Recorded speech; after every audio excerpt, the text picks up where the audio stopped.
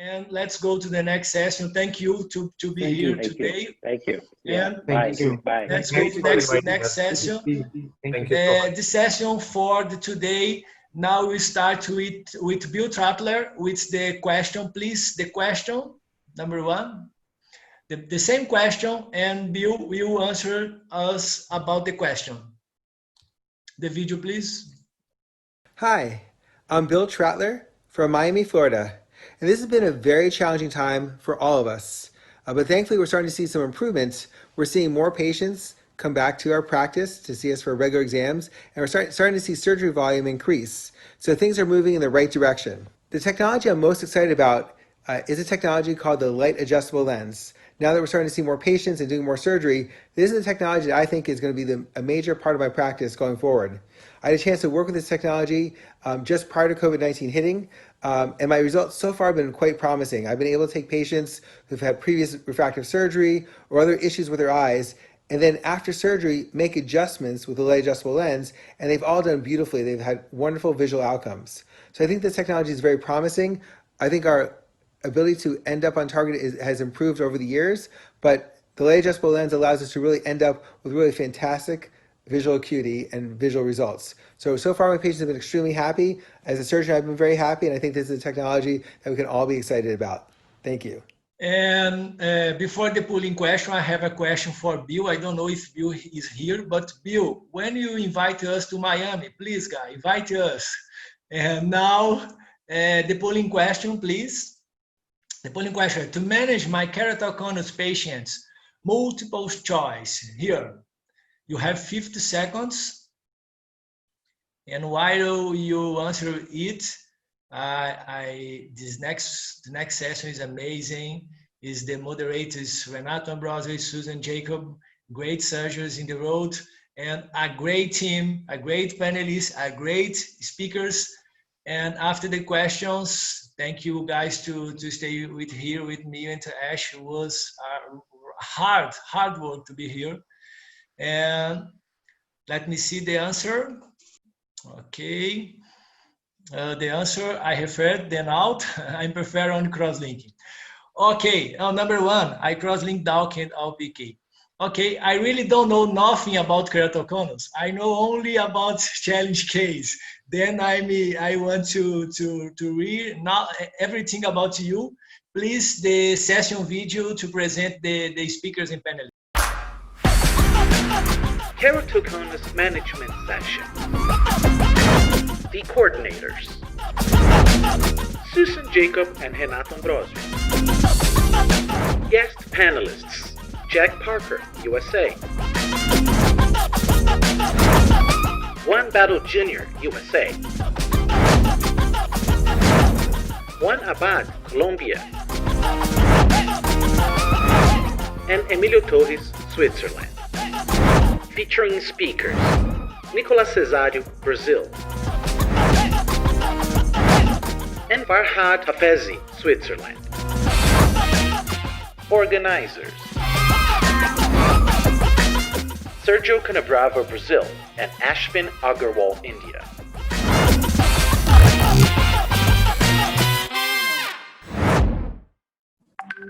So hello everyone, and a very, very good day to all of you, depending on which time zone you're all in. I would like to, at the outset, congratulate Ashwin and Sergio for organizing this wonderful worldwide webinar on cataract and refractive surgery. I think it's been going great so far, and that's a testament to the hard work that they put in behind the scenes. We are going to be starting off this session with keratoconus, and me and Renato have lined up a great panel and great speakers for you, and I'm sure we're going to have great fun in this session. I'm going to start off with the first speaker, Renato, who is going to speak to us on paradoxes in keratoconus. Renato needs no introduction at all. He is the president of the ISRS, and he's a very, very well-known person in the field of keratoconus.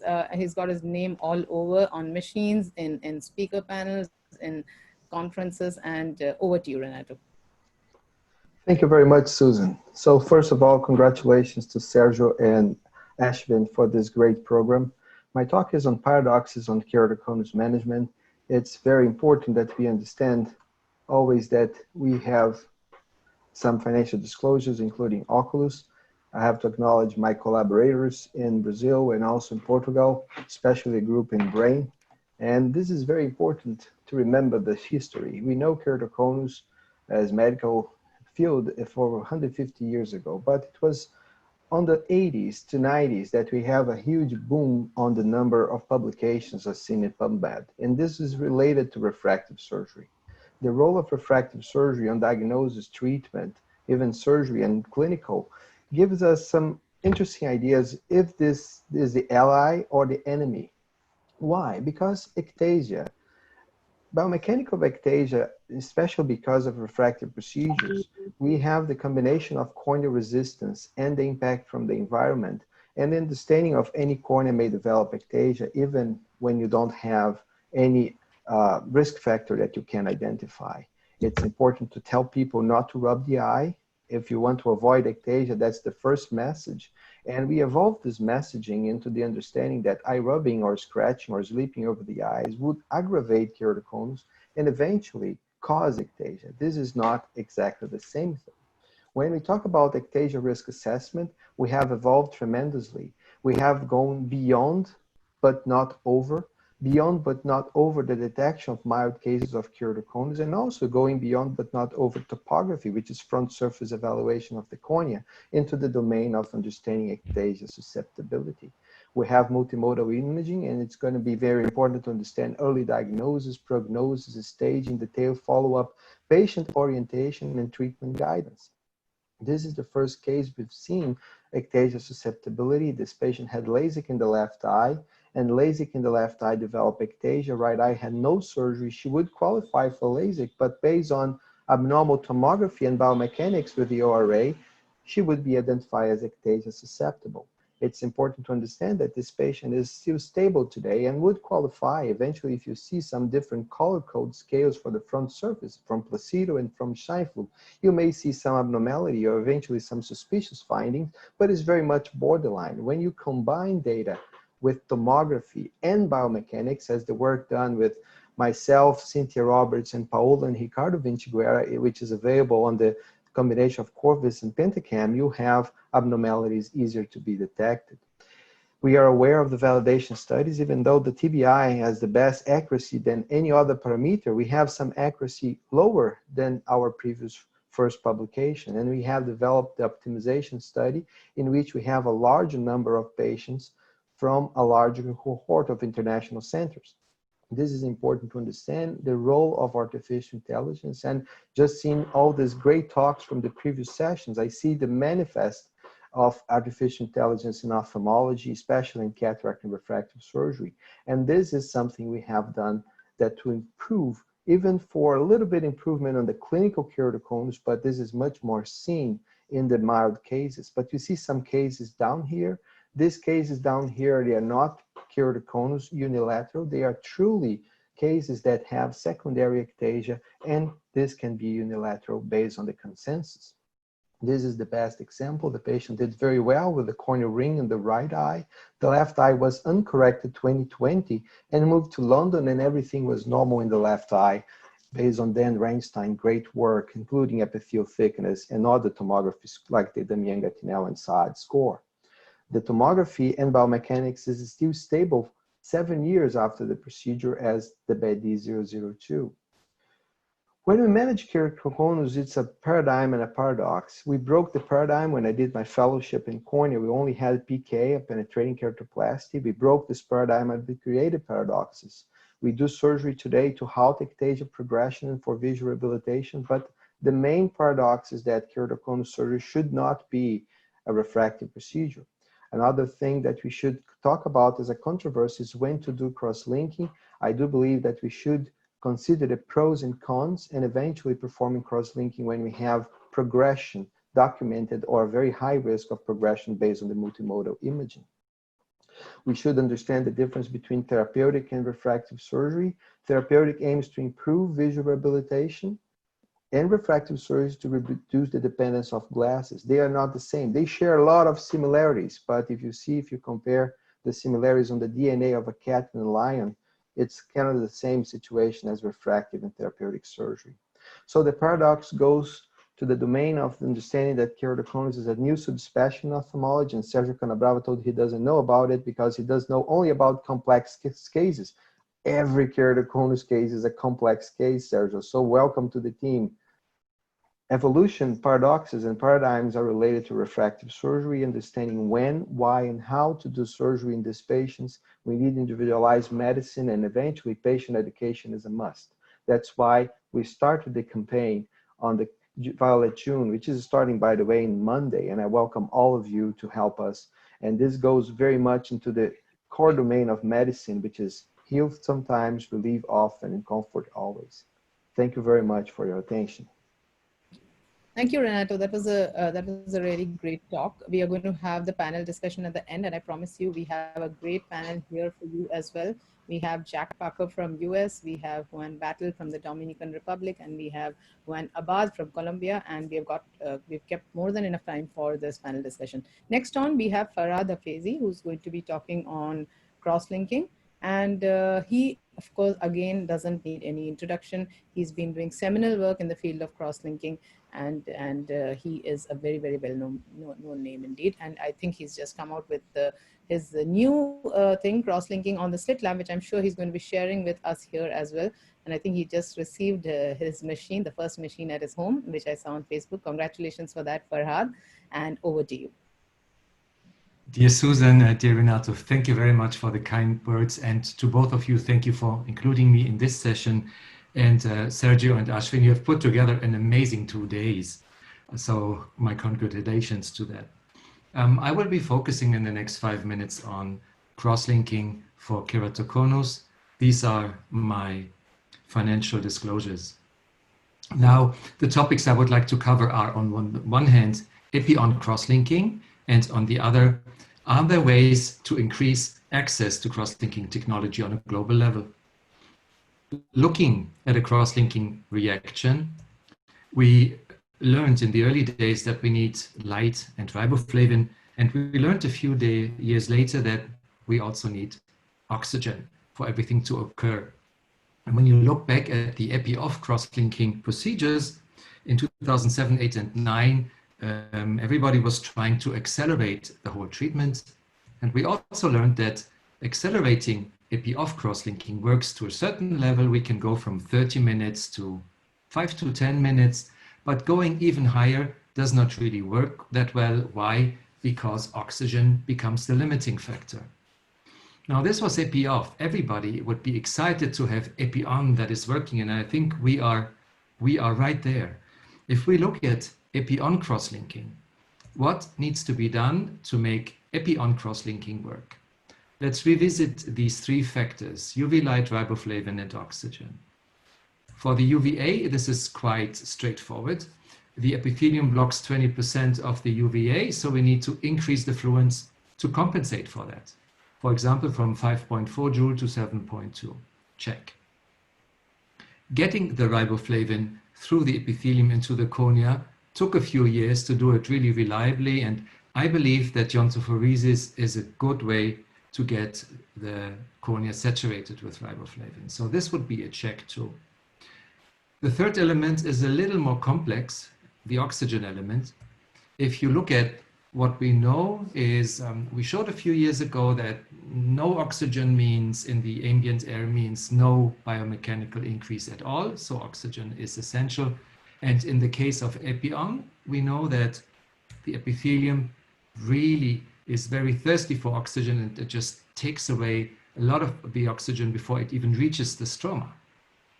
So putting all this into the equation, a number of attempts were made to make epi-on cross-linking work despite these obstacles to overcome, mainly the oxygen availability. In the beginning, there was pulsed light. And pulse light means that you switch on and off the light to allow the oxygen to replenish. Pulse light alone is not enough. And we were able to show this both in the laboratory and clinically. If you only pulse the light, you still have trouble with your epi-on procedure. Then the next attempt was, well, if we accelerate too much, we run into trouble, right? So what if we slow down the reaction? For example, not do 30 minutes like in Dresden protocol, but let's try 60 minutes at 1.5 milliwatt. And guess what? Combining this very slow irradiation with iontophoresis-assisted epi-on worked nicely. So this was just almost as strong as Dresden protocol. We had almost no differences in all our measurements. Now, taking this together, how can we do successful epi-on? We could theoretically use this very slow irradiation, but honestly, do you want to spend 1 hour in the OR to do a cross-linking procedure? Probably not. So this is just theoretical. The second approach would be to increase oxygen availability, and this has already been done recently by boosting the oxygen in the ambient air. For example, using goggles around the head of the patient. This should work, but what I do not like about it too much is it adds another complexity to it, more technology, everything gets even more expensive. So the third question is there a more intelligent way to combine everything? And I think there is.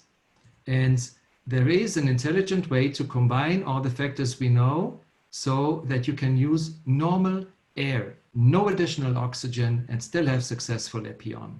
It's like pieces of a puzzle. If you use iontophoresis and if you use the irradiation pulsed, high fluence, and slow, relatively slow, then all the pieces come together and the epi-on puzzle is solved. And this is no fantasy. Basically, this is the Cosimo Mazzotta epi-on protocol, and Cosimo has just published his 3-year follow-up doing this in the JRS. So just look it up. He published it, I think, 2 or 3 weeks ago. So he uses 13 minutes with 18 milliwatts pulsed light, high fluence, slower than all other epi-on protocols, and he uses iontophoresis, and he has a demarcation line at 290 microns with normal air, no additional oxygen. I like this a lot.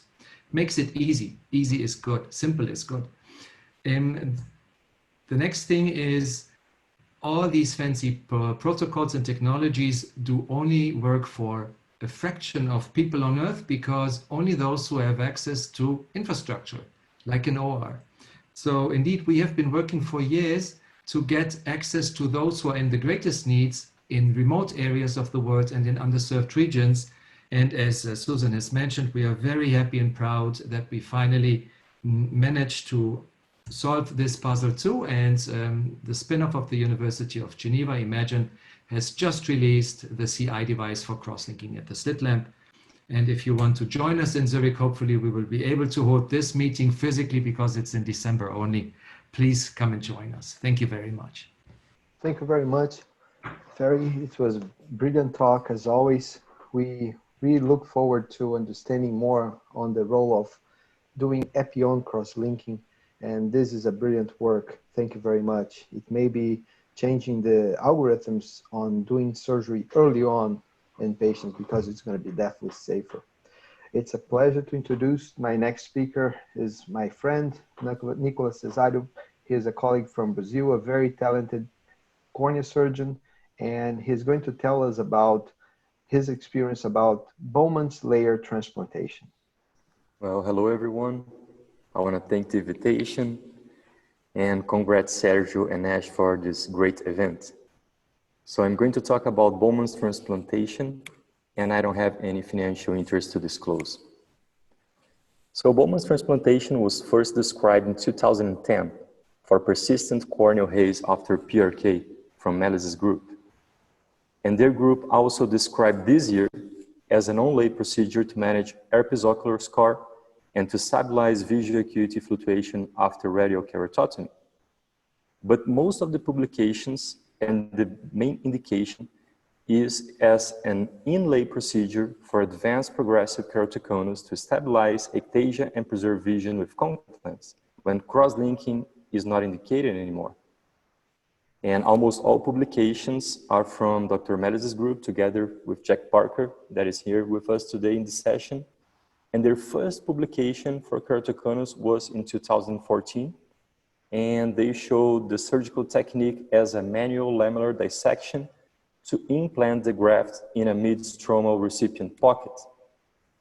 And in the first publication, they showed 10 eyes and didn't have any complications, with a mean SIM-K decrease around 6 diopters, with improved contact lens fit and no loss of contact lens visual acuity.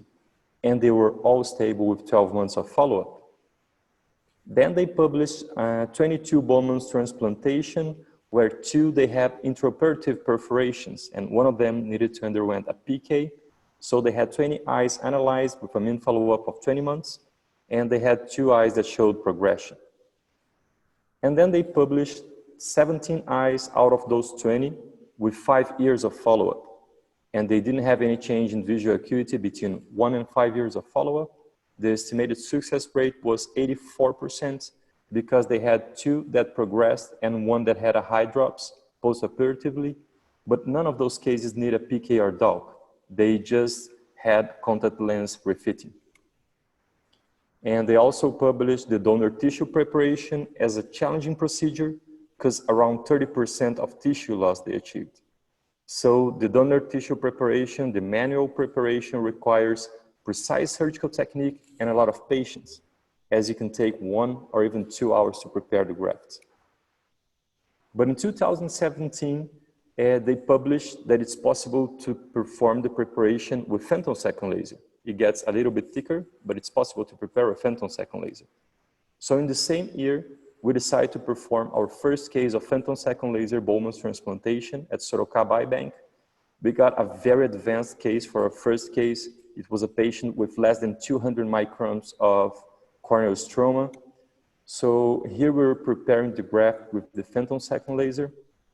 So you can see it's a very thin graft to prepare. Now we're performing the pocket, the recipient pocket with femtosecond laser. In this first case, we had a subepithelial gas breakthrough, so we need to manually dissect and then implanting the graft, opening the graft, and that's the end of the procedure. So until now, we have 50 cases of femtosecond laser Bowman's transplantation at Sorocaba Bank with a mean follow-up of 9 months, and we had 2 tissue loss with femtosecond laser, but with a mean graft thickness with 50 microns, and we had only 1 intercurrence with the recipient pocket, and that was the subepithelial gas breakthrough you saw in the video. That was the most difficult surgery we had. All the other ones were more straightforward. And we have a Kmax reduced around 4 diopters. We didn't have any change in mean contact lens visual acuity, but not all patients improved contact lens fitting. And we had 2 eyes with increased opacity, 2 high drops post-operatively. All others are stable until now, with a success rate of 92%. So Bowman's transplantation is a promising, minimally invasive procedure to stabilize progressive keratoconus when cross-linking is not possible anymore. It has the potential to improve contact lens fit, but at least in our series, we didn't have the contact lens fit improving in all patients. It has a low complication rate, a good success rate. The manual technique is challenging, and it's a lot more reproducible with femtosecond laser. But we have few studies with few patients until now, and we have other procedures like lenticle implantation, cell therapy, CAIRS, and even an only Bowman transplantation. So that's a very exciting moment that we need more studies with more patients to evaluate all those promising options to stabilize progressive advanced keratoconus when cross-link is not possible anymore. Thank you very much. Excellent, Nicolas. You know, it's always challenging to give this small time talks, but you beautifully summarize this very interesting concepts on Bowman's transplantation. So the next speaker is my co-moderator, which I am very honored to introduce, Dr. Soosan Jacob, with her very innovative technique on CAIRS. Thank you. Thank you very much, Renato. And I will start my presentation now. I hope I can be heard. Right. So CAIRS refers to corneal allogenic intrastromal ring segments. And this is a technique that I started basically for keratoconus. And I must say that I have a patent pending for special designs, devices, and these segments. I'm sorry about that. Right there. Yeah. Okay, so the reason I came up with this idea was because of the large number of complications that you can sometimes see with intacts in terms of extrusions, intrusions, melts, necrosis, stromal necrosis, infectious keratitis, and so on. And really, if you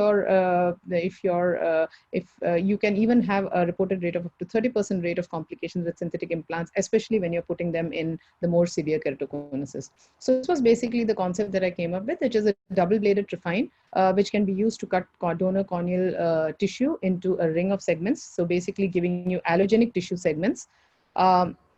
Here you can see how the procedure is done. I have taken a donor corneoscleral rim and I take care to remove all the epithelium as well as all the endothelium from this donor rim. That's the double-bladed trephine that's seen, and you take this and put it on the donor stroma and punch this ring of stromal tissue from which all epithelium and endothelium has been removed, and then you cut it into two halves. And I've designed these simple instruments from cataract surgery set, and you can just dip it in riboflavin if you're also combining with cross-linking, and just push it into those femtosecond laser dissected channels as you see here.